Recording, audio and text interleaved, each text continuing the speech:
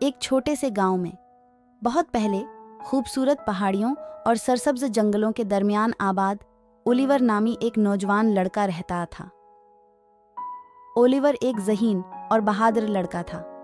چونکہ اس کا خاندان غریب تھا، اس لیے وہ ایک عظیم مہم جوئی کا خواب دیکھتا تھا جو اسے سنسنی اور کچھ انعامات بھی دے سکتا تھا۔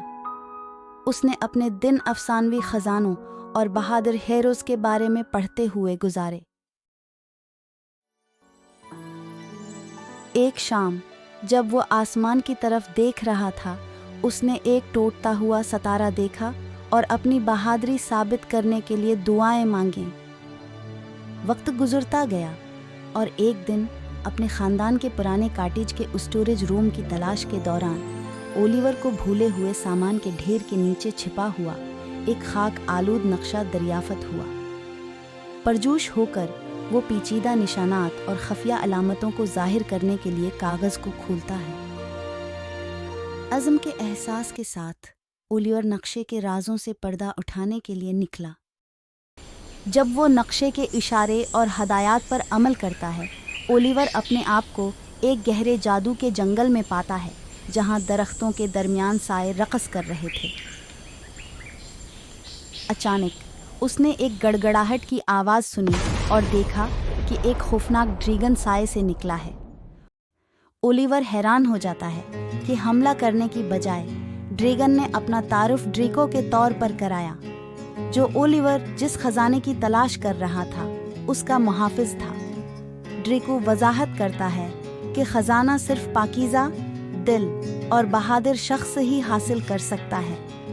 اولیور کی اہلیت اور ہمت کو ثابت کرنے کے لیے ڈریکو اسے ٹیسٹ کے طور پر 3 کام دیتا ہے۔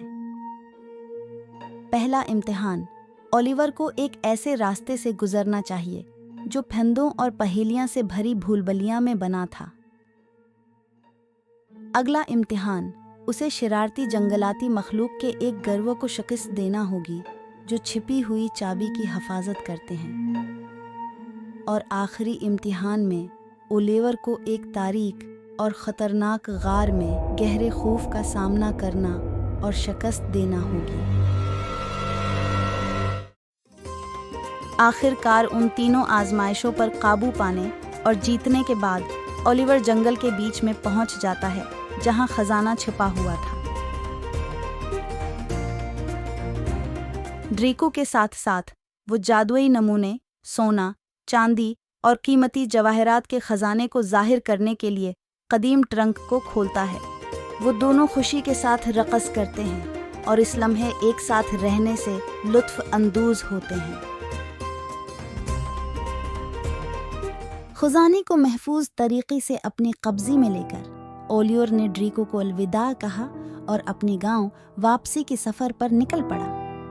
راستے میں وہ اس ناقابل یقین مہم جوئی پر غور کرتا ہے جس کا اس نے تجربہ کیا ہے، اور اس نے بہادری، دوستی اور خوابوں کی طاقت کے بارے میں جو سبق سیکھی ہیں۔